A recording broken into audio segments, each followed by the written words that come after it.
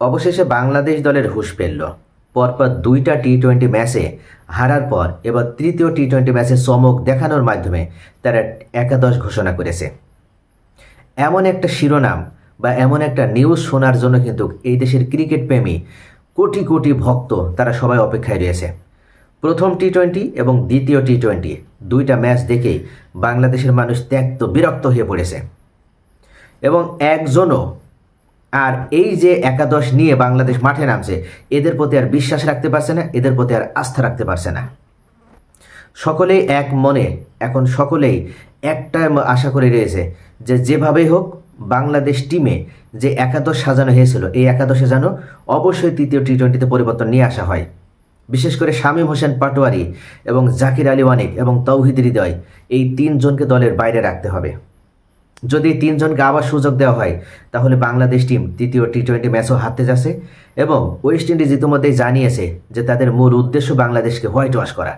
তারা ওয়ানডেতে যে সিরিজটা হারেছে সেই সিরিজ হারের প্রতিশোধ হিসেবে তারা বাংলাদেশকে টি-20তে হোয়াইট ওয়াশ করতে চায়।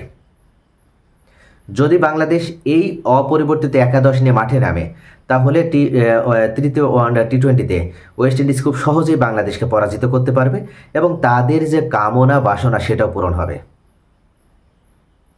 আকিল হোসেন সংবাদ সম্মেলনে উল্লেখ করেছেন যে বাংলাদেশ এই টিমটাকে আমরা হোয়াইট ওয়াশ করতে পারলে আমরা ওয়ানডে সিরিজে হারে সেই প্রতিশোধটা আমরা নিতে পারবো। আর এই মুহূর্তে বাংলাদেশের উচিত হবে সিরিজ তো হারা হয়ে গেছে, অন্তত একটা ম্যাচও যেন জয়লাভ করার মাধ্যমে ওয়েস্ট ইন্ডিজের বিরুদ্ধে রুখে দাঁড়ানো যায় বা ওয়েস্ট ইন্ডিজকে একটা পরাজয়ের স্বাদ বরণ করানো যায়। এদিক থেকে অবশ্যই ক্রিকেট প্রেমীদের আশা মিডল অর্ডারে কোনোভাবে আর জাকির আলী ওয়ানিক নয়, সেখানে নুরুল হাসান সোহানকে কন্টিনিউ করতে হবে।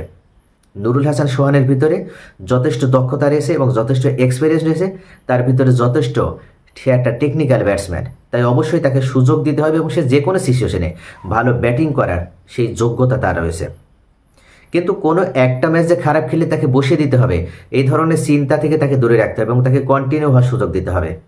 তৌহিদ হৃদয় একেবারে বাজে ফর্মে রয়েছে, তৌহিদ হৃদয়কে ঝেড়ে ফেলতে হবে এবং তৌহিদ হৃদয়ের জায়গায় অন্য কোনো ব্যাটসম্যানকে বিশেষ করে মাহিদুল ইসলাম অঙ্কনকে বেশি বেশি করে সুযোগ দিতে হবে। উদীয়মান ক্রিকেটারদের ভিতরে মাহিদুল ইসলাম অঙ্কন একজন ভালো পারফর্ম করার মতো যোগ্যতা রাখে। টি-20তে অবশ্যই অঙ্কনকে নিয়মিত করতে হবে। একটা ম্যাচ খেলে যদি খারাপ ব্যাট করে তাহলে তাকে ঝেড়ে ফেলে দিতে হবে। এই যে ভয়টা, এই ভয়টা তার ভিতরে যদি থাকে তাহলে সে তো ভালোভাবে নিজেকে মেলে ধরতে পারবে না। তাই অবশ্যই আমি মনে করি যে তৌহিদ হৃদয়ের পরিবর্তে মাহিদুল ইসলাম অঙ্কনকে দলে কন্টিনিউ করতে হবে এবং তৌহিদ হৃদয়ের সাম্প্রতিক যে ফর্ম সে মূলত খেলার মোমেন্টামটা নষ্ট করে দিচ্ছে। যখন সে ব্যাট করছে বলের থেকে রান তার কম থাকছে, সে যে টি-20 খেলছে না টেস্ট খেলছে এটাই সে হয়তো বুঝতে পারছে না। এ ধরনের ক্রিকেটারকে দলে বেশি করে সুযোগ দেওয়া যাবে না, তাহলে টিমের যে এনভায়রনমেন্টটা সে এনভায়রনমেন্ট নষ্ট হবে। প্রিয় দর্শক, আপনাদের মূল্যবান মতামত কমেন্টে জানাবেন। সকলে ভালো থাকুন। Thanks for watching.